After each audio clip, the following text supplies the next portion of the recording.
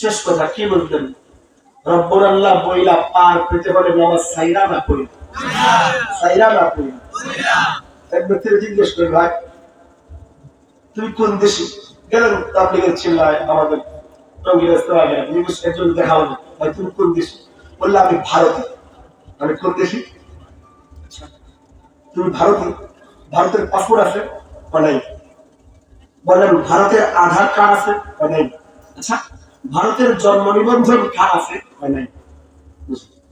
আরেকজন সাক্ষাৎ করে বলেন তুমি কোন দেশ? আমি পাকিস্তান। বলেন পাকিস্তানের পাসপোর্ট আছে বা নাই? পাকিস্তানের আধার কার্ড আছে বা নাই? পাকিস্তানের জন্ম নিবন্ধন কার্ড আছে বা নাই? আরেকজন সাক্ষাৎ, তুমি কোন দেশে? বললো আমি বাংলাদেশি। আচ্ছা, তোমার বাংলাদেশে জন্ম নিবন্ধন কার্ড আছে বা নাই?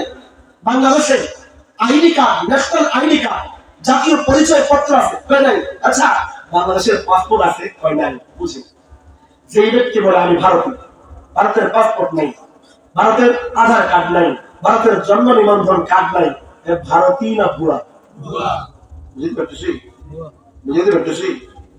যে ব্যক্তি বলে আমি পাকিস্তানি, পাকিস্তানের পাসপোর্ট নাই, পাকিস্তানের আধার কার্ড নাই, পাকিস্তানের জন্ম নিবন্ধন কার্ড নাই, পাকিস্তানি না বুড়া? বলেন বলেন বলেন। যে বলে আমি বাংলাদেশি, বাংলাদেশের জন্ম নিবন্ধন কার্ড নাই, বাংলাদেশের পাসপোর্ট নাই, বাংলাদেশের ন্যাশনাল আইডি কার্ড নাই, বাংলাদেশি নয় বুড়া। বললেন আচ্ছা তুমি কি? আমি সুন্নি।